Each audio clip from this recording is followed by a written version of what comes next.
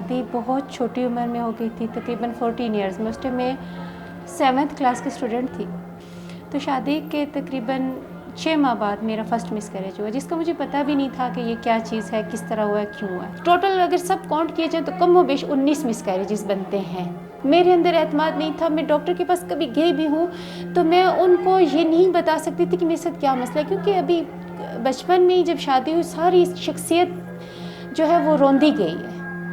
वो तकलीफ़, वो एहसास, वो जज्बात कुछ भी नहीं रहा। और सबसे मेन चीज़ जिसके साथ मेरी शादी की गई वो मुझसे ट्रिपल गुना बड़े थे एज में। 16 डेज़ के अंदर अंदर आप इस बच्चे को ख़त्म कर सकती हैं। और एक जगह पे मौलवी साहब कहते हैं कि अगर 1 महीना हुआ है या 1 दिन, 1 हफ़्ता भी है तो उसमें आप ऐसा कुछ नहीं कर सकते, अपने केयर नहीं कर सकते, ये गुनाह है।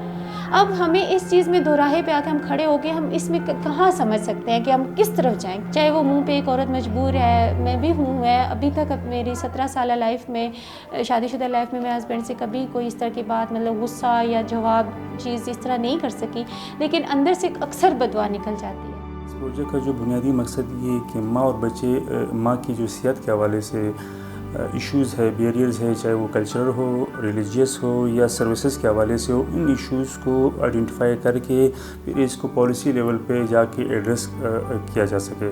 थिएटर के थ्रू, आर्ट्स के थ्रू, स्टोरी टेलिंग के थ्रू, फोक गेम्स के ज़रिए जो है हम लोगों के अंदर ये अवेयरनेस लाना चाह रहे, डॉक्यूमेंट्रीज़ के ज़रिए हम अवेयरनेस लाना चाह रहे हैं ताकि लोगों को इस इशू के मतलब पता चल सके और इसके मतलब उनको आगाही हो। मैं जब प्रेग्नेंट थी तो तब मेरे ससुराल वाले जो थे, यानी कि वो काम वगैरह करवाते थे सारा। उन्होंने मुझे नहीं कहा कि आप ये काम ना करो, ये वज़न ना उठाओ या ऐसे ना करो। फिर जब हम लोग कभी कहीं जाते, किसी की शादी पे या कुछ, तो मैं अपने बेटे को साथ उठा के जाती थी। और वो गांव था, वहाँ पे पहाड़ी चढ़नी पड़ती थी, उतरनी पड़ती थी। फिर उस वजह से वो जो है ना, वो डॉक्टरों ने मुझे यही कहा, जब लास्ट टाइम में मुझे लेके गए तो मुझे उन्होंने यही कहा कि इससे कोई वज़न चीज़ उठाई है, इसने ये सफ़र किया है, इस वजह से। फिर सेकेंड टाइम भी सेम मसला हुआ कि 2 मंथ्स का और 3 मंथ्स का बेबी मिसकैरेज हुआ, और थर्ड टाइम भी यही मसला हुआ।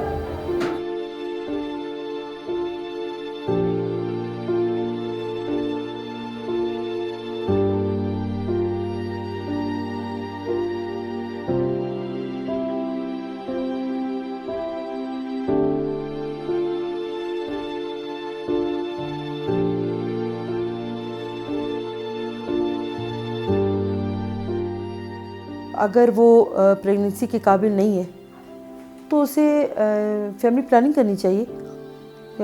उसको अपने पहले और दूसरे बच्चे के दरमियान में वक्फा रखना चाहिए। अभी तक वो 6 महीने का नहीं होता और या 3 महीने का नहीं होता और दूसरी प्रेगनेंसी डालती है। यही तो वजह है सबसे बड़ी अबॉर्शन की।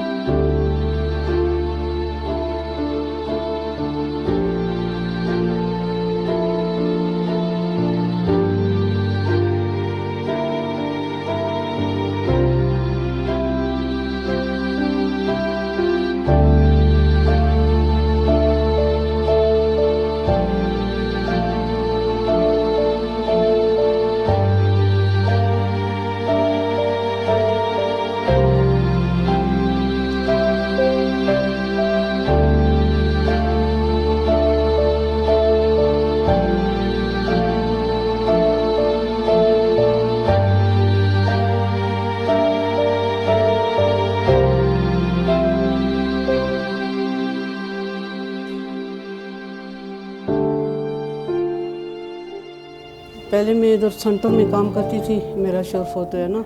उस तो बाद जो है ना मैं इधर करती थी, उधर जो है ना एक और होता ही है उस बच्चा ज़ाया कराने के लिए। उसने ठीक पहले इंजेक्शन लगाया, फिर उसने बच्चा ज़ाया की, फिर बच्चा नहीं ज़ाया हो गया और टुकड़े टुकड़े करके निकाले। ये उसका जो है ना बच्चा जो है ना अंदर से बोलते हैं पानी सिर में पड़ा हुआ है, बस इसलिए जो है ना वो बच्चा उसने ज़ाया कराया। बस 3-4 महीने का होएगा, फिर मैं उस सेंटर छोड़ दिया। गैर महफूज तरीके ये हैं कि अगर कोई ये समझता है कि मेरी प्रेगनेंसी हो गई है, मैंने गोलियां खा लेनी है, उससे मिसकैरेज हो गया, ब्लीडिंग स्टार्ट होती है, वो ये समझती है कि मुझे अब मिसकैरेज हो गया, लेकिन वो अंदर ही अंदर वो उसका कचरा या उसकी जो पीस वगैरह है वो अंदर ही होते हैं, वो नहीं हो सकता, वो सही तरीके से उसकी डीएनसी नहीं होती, वो लोग डीएनसी नहीं करते, वो डरते हैं, वो यही समझते हैं कि हम दवाइयों से हो जाएगा, लेकिन वो अंदर ही अंदर रसोली बन जाता है, अंदर ही अंदर खुदा न खास्ता कैंसर बन जाता है, अंदर ही अंदर इस कदर इन्फेक्शन होते हैं इस गंद का।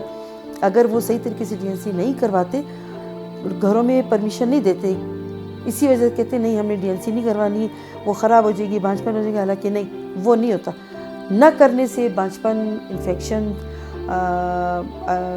मतलब औरत के जो बच्चे की ट्यूब्स होते हैं वो इन्फेक्शन हो जाते हैं, उनमें वो ख़राब हो जाते हैं, यहाँ तक कि ऑपरेशन हो जाते हैं, निकाल देते हैं। तो बेचारी ये काम काज में थकी है, एक बच्चा अभी तक पैदा नहीं हुआ, दूसरा भी आ गया, तीसरा भी नंबर लगा हुआ है, तो वो इसी में वो बीमार हो जाती है। अगर इधर फैसिलिटीज़ हो और कुछ लोगों के लिए हमारी हेल्थ वर्कर हैं, ये वो कम्युनिटी में हर महल्ले में महीने में 2 दफ़ा एक्टिविटी करें कि भाई इससे लोग मर रहे हैं, इस चीज़ से बचो, फैमिली प्लानिंग करो, वक्फा करो, बंद नहीं करो, वक्फा करो।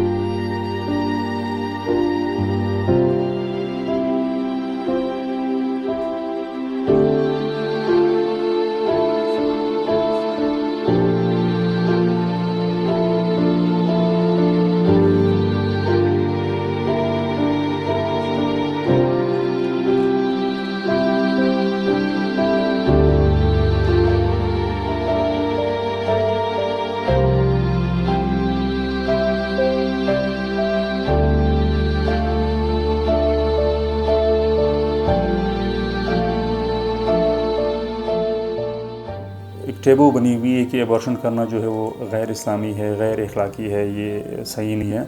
उस चीज़ को लेके फिर लोग क्या करते हैं कि वो जाके अनसेफ अबॉर्शन करते हैं, बैक द स्क्रीन या स्ट्रीट्स में जाके अबॉर्शन करते हैं, जहाँ पर टीबीज़ वगैरह जो ट्रेडिशनल बर्थ अटेंडेंट होते हैं या उतना न खासा गलत मेडिसिन यूज़ करते हैं, या वो इन ऐसी जगहों में अबॉर्शन कराते हैं जो अनहाइजीनिक होते हैं, जिनके इंस्ट्रूमेंट स्टेरलाइज नहीं होते। इस तरह की जगहों में जब लोग अबॉर्शन करवाते हैं तो उनसे मुख्तलिफ बीमारियाँ जो है वो माओं को मुंतकिल हो जाती है।